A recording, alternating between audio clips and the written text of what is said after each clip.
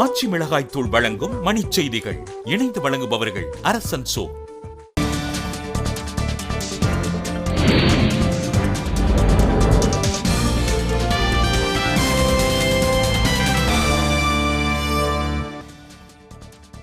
விழுப்புரம் மாணவி சரண்யாவின் உடலை மறு உடற்கூறு ஆய்வு செய்ய கோரிய மனுவை தள்ளுபடி செய்தது உயர்நீதிமன்றம்.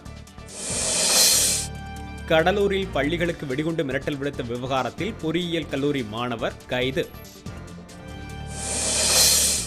சட்டப்பேரவை தேர்தலையொட்டி தேனியில் நடுவண் பாதுகாப்பு படையினர் கொடி அணிவகுப்பு ஊர்வலம்.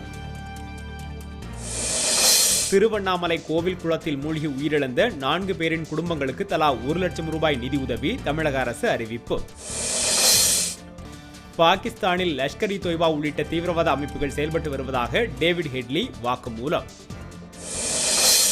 உடுமலை அருகே சந்தன மரங்களை வெட்டி கடத்திய பெண் உட்பட 5 பேர் கைது, தானிகள் பறிமுதல்.